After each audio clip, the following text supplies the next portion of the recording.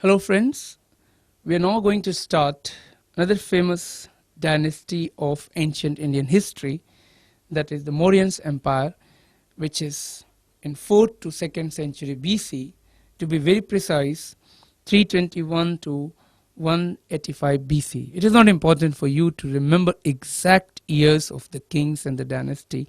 Roughly what is expected from you, that in which century a particular dynasty or a famous king existed.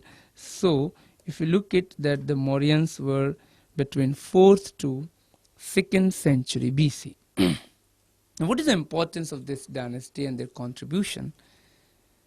We can understand under the headings of three great kings.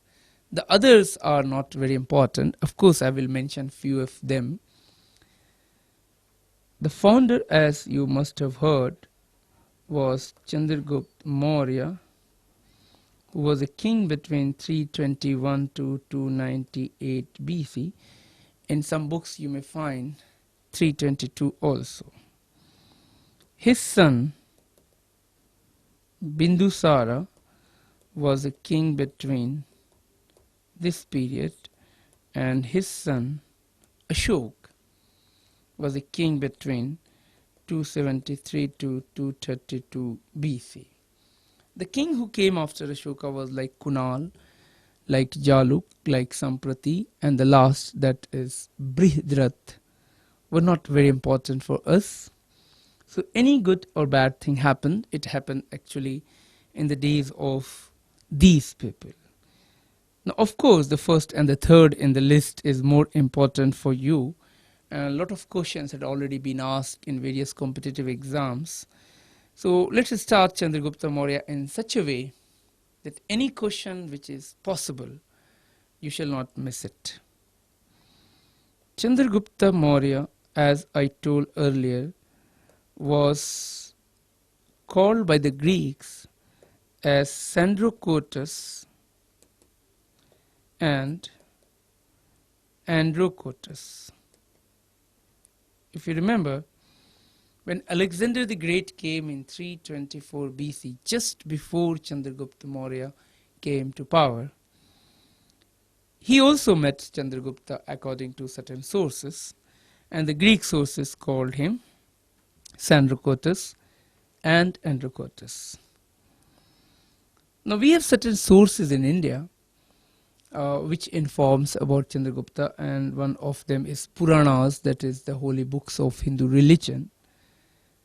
Some Greek sources, some Jain literature. These are all written in different phases, so the historians have reconstructed about the history of Mauryans and Chandragupta Maurya especially. Now according to Puranas, he was son of Dhananand. Dhananand himself was a king of Magad, but there was a woman in his court called Mura, and they had relationship, and they gave birth to the man called Chandragupta Maurya. So his name Maurya derived from the word Mura according to Puranic sources, and he was basically son of Dhananand, and later on he took revenge from his father and killed him and became king with the help of a man called Chanakya, also famously known as Vishnugupta. But it's very difficult to verify this, because all these literature, as I told you, were written much later than the incident itself.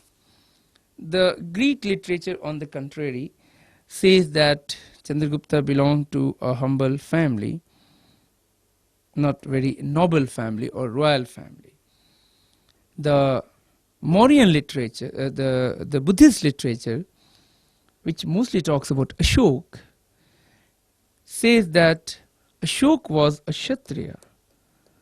So by that logic, Chandragupta must be Kshatriya.